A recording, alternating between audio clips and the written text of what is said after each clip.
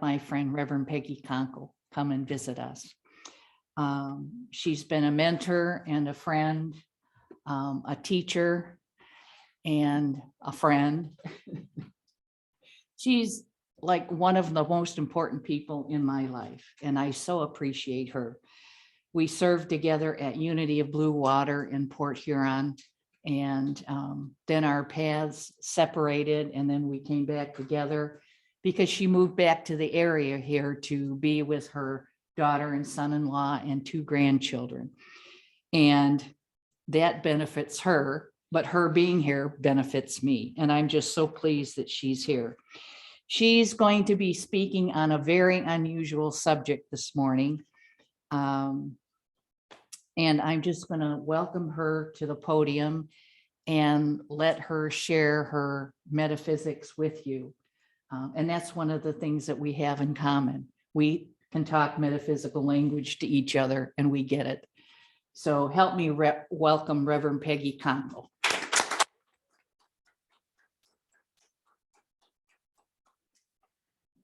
Thank you, thank you, thank you. Good, grand, glorious morning. The sun's shining and the snow is cleared off enough that traffic isn't bad and life is good. Life is good. So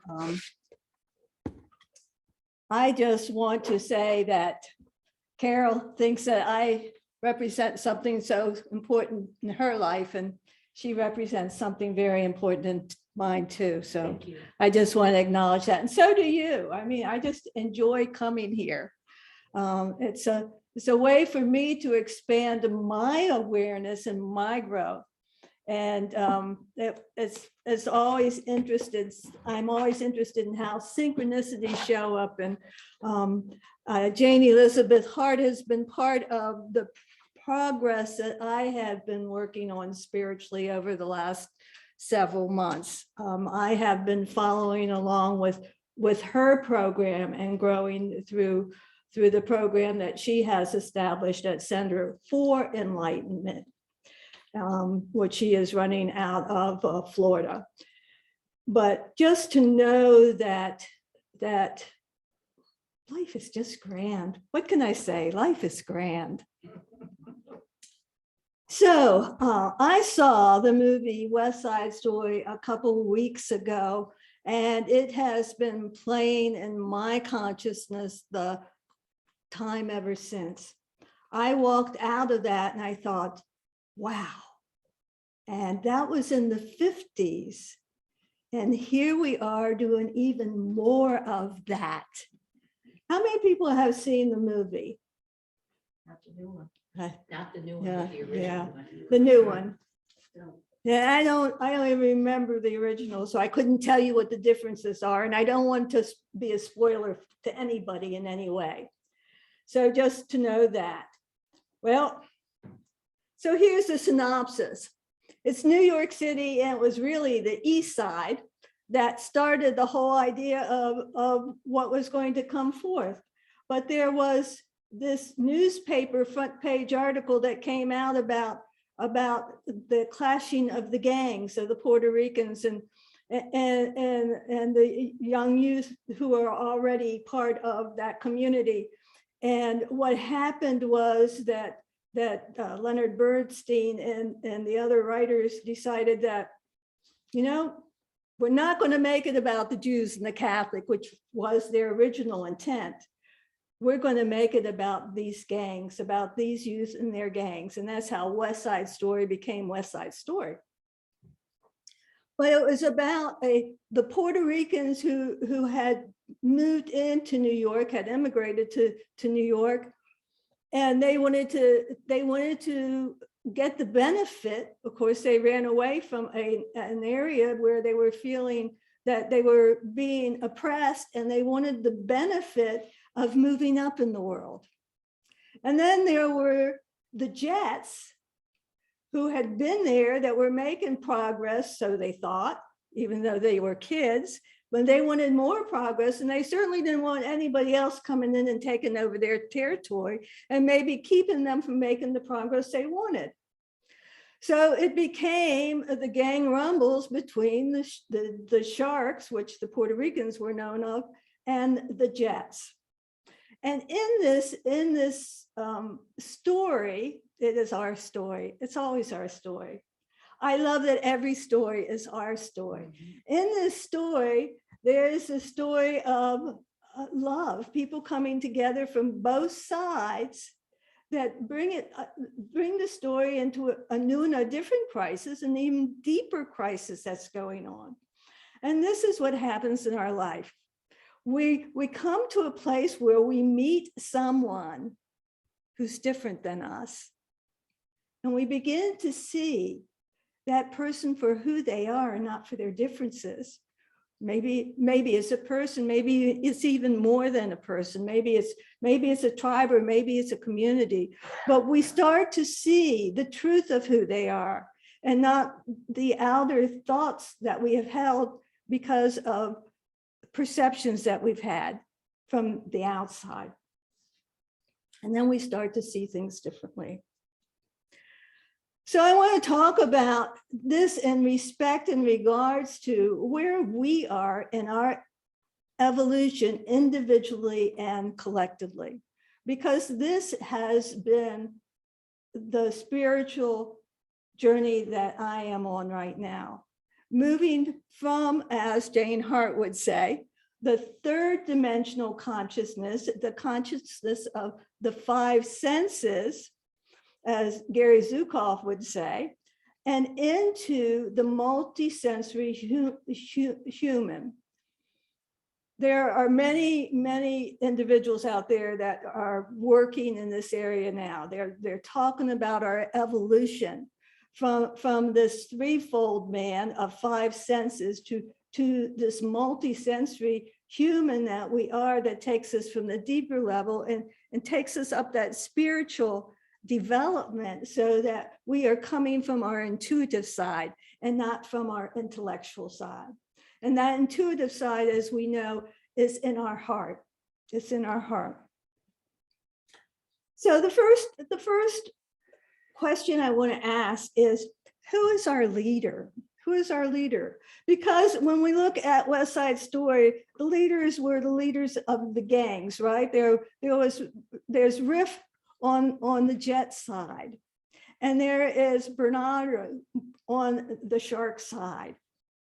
And when we look at these are individuals who the rest of the gang have looked up to. And I don't want us to just think of gangs as the gangs that are out there, because each of us comes up in a gang.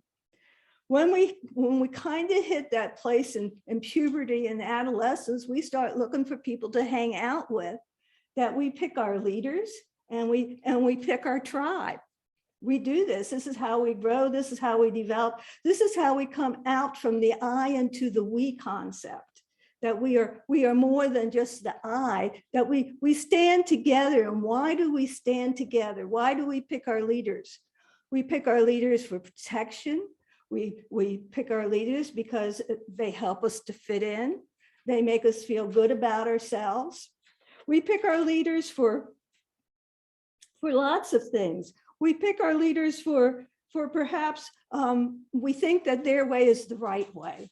We may pick them because we admire them or we love them, but they give us a feeling of belonging, like our family. We're moving from our family out into another group. We're starting to mature in a way. And we do this even in our churches, and even in our church leadership. We pick the churches that feed our soul, that make us feel like we belong, that we feel like our gifts, we can contribute in this particular place. So we look at how and why do we pick our leaders? And yet, who is our true leader? Our true leader is that consciousness within us, that higher self of us. And so when we're in that third dimensional consciousness, we look at the leaders out here. But when we think about being in that fourth dimensional consciousness, that consciousness of spirit, we think about that leader, that higher self, that as I would say, that Christ of us, Others would call it something different, but it's that part of us that is our conscious conscience. I'll say that again, our conscious conscience. That part of that is this higher, that knows more about us, that knows how to feed us in the right and direct and perfect way. And the way that we know that we're in that place is we feel uplifted, we feel good when we make our decisions, they feel right. We may have a little bit of intrepidation going on because that's our human self. That's our personality. You know, that part that goes, what if? But we just know that guidance when we have it is the right and perfect guidance. And that is that inner leadership, that higher leadership. So the question then is, who is our leader? Well, we have leaders on the third dimensional level, and we have our leadership on the fourth dimensional level. And part of growing up spiritually is being able to see that and not to try to move beyond that, but to integrate that. One of the other individuals that I've been working with over the last year or so is Ken Wilber. And Ken Wilber is kind of what you would say the father of integral theory at this point. And he talks about how we are who we are, and we have to integrate all those parts, all our human and our divine parts. So why do we choose, if we know this, why do we continue to choose conflict instead of cooperation? Well, that's a good question, isn't it? Sometimes it's because of fear, sometimes it's because of power, sometimes it's because of anger, sometimes it's because of greed, sometimes it's because of righteousness, what we think is right. But it's really because often we're being ruled by our emotions. Let's face it. When we make wrong decisions, it's our emotions that are making them for us. We're being ruled by our emotions. So getting back to the idea of the story of the emotions ruling these two gangs, wanting them to, quote, rumble. One of them wants to rumble more than the other wants to rumble. But then there's this power that's working between them. And it's the power of two people, one from each of the gangs coming together, knowing more. And one of the early scenes, Tony is introduced. Tony has been to prison because Tony has had this ruling of the emotion that has allowed him to beat somebody up to almost death.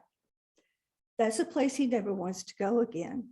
And so he's made that decision as he come out of prison that I will never go there again. I'm turning my life around. I will not go there. And in that scene where he is starting to get his life back together, there's a song about something's coming, something's good, a miracle's happening.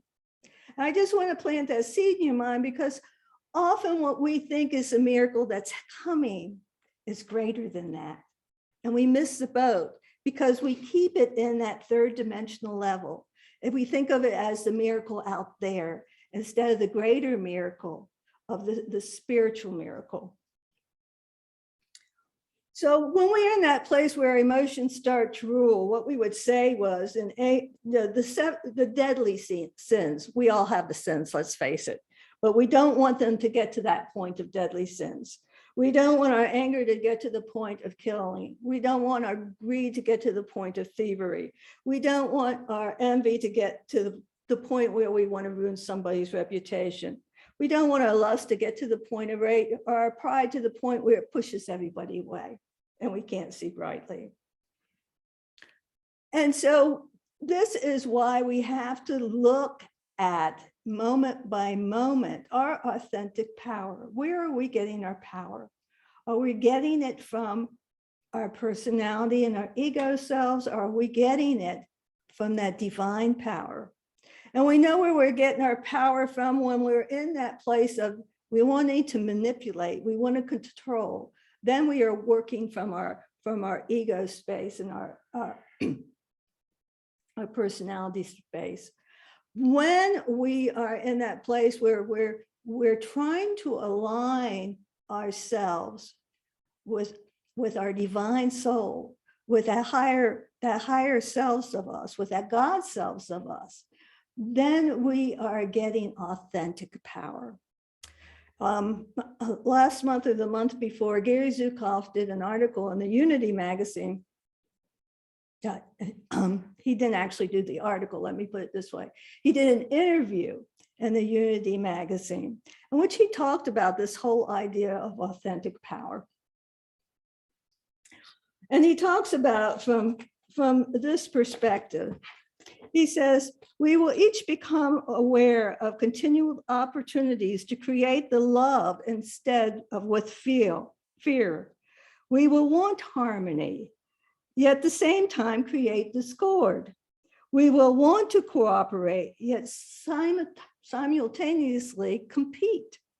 We will want to share while we will also keep hunting to find the best bargains before others find them.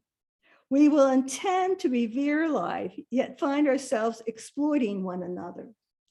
The loving parts of our personalities will ask, how can I support life? While the frightened parts will ask, what's in it for me? And we will need to choose again and again.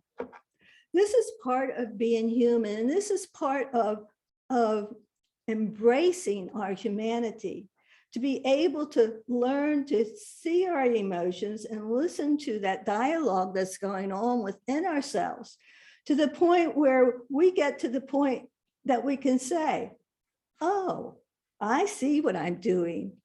I hear what's ruling me. I can make a change for that. This is where Tony was. He never wanted to go to that place again. Have you ever been to a place that you never wanted to go to again? Absolutely. And have you found that you've been there again? Yeah, because we're human, we will do that until we have reached the point where our higher selves, God within us, takes us beyond that, because we have learned what we've needed to learn in that respect. So the next question I want to ask is, well, where do we hide out? You know, the sharks are hiding out below. I'm not good enough. I'm trying to get ahead. I've been oppressed. I've been a victim. The sharks are hiding out above. I mean, the jets are hiding up above.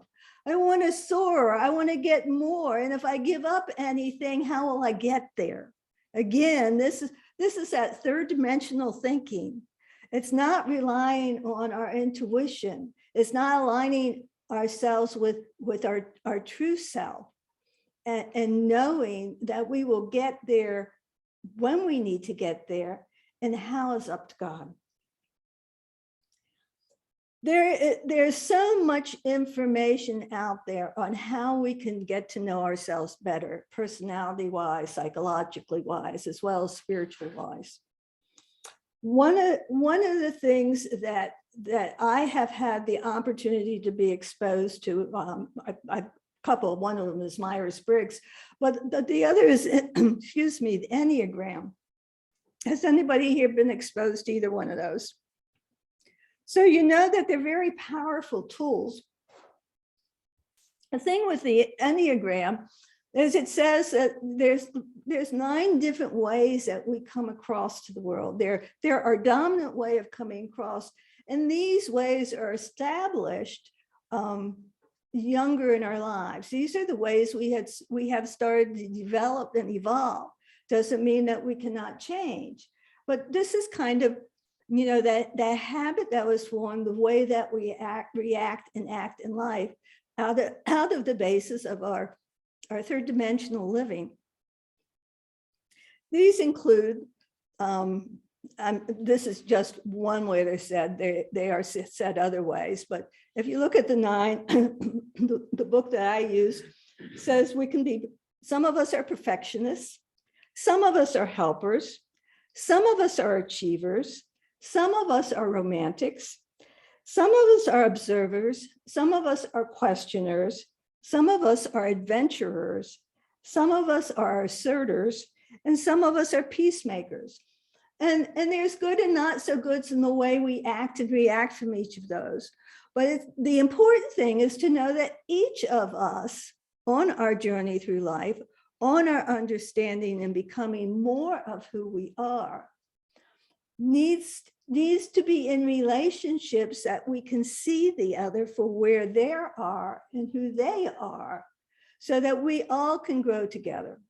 And that is moving from that adolescent thinking of we and they, I and they, you and they, into that place of we and we. Into that place of not just diversity and inclusion, but into that place of unity. So how do we make a better choice? How do we go to that place of making choices that might not have been to the best, into that higher choice, into that choice of doing authentic power? Gary Zukav said this in his interview. He said, the replacement of the old consciousness by the new consciousness dwarfs our contemporary circumstances, which are just residual products of the old consciousness. That consciousness is 5 sensory perception and the experience of power, our ability to manipulate and control.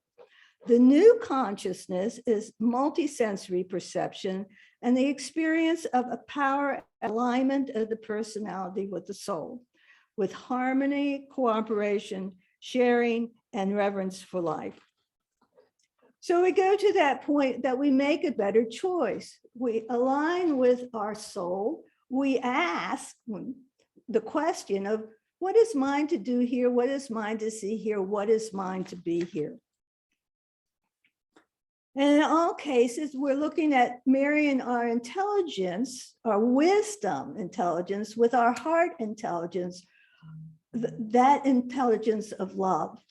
And so we're putting together the whole picture of the truth of who we are with that wisdom and intelligence. He also went on to say that you cannot step into, fall into, or stumble over or inherent authentic power. You must create it choice by choice. So we have to make the choice. Tony made choices. He made choices in his love and he made choices in his life. And I'm not going to spoil the end for anybody. If you've seen it, you know it. And if you haven't, be moved by it. So why then do we have to keep clashing instead of blending? It is the outpicturing of the war going inside of us.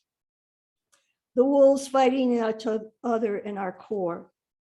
It is our supreme lesson of the letting go of the smaller self for the greater self, so we can see the illusions we have created and accept the love that we are created in and as. You see, this whole journey we're on is not the journey of out there. It's the journey of our own souls. It's the journey of taking this personality that we've been given to live in this outer world, to grow the truth of who we are, to bring forth the greater good in ways that we can never dream possible, but we can experience. So my Bible quote for today is one that I read every morning to remind me. What am I thinking? Keep alert, stand firm in your faith, be courageous, be strong, let all that you do be done in love. And these final words from Gary as a call for action. Set your intention to make your spiritual growth your highest priority. God bless you.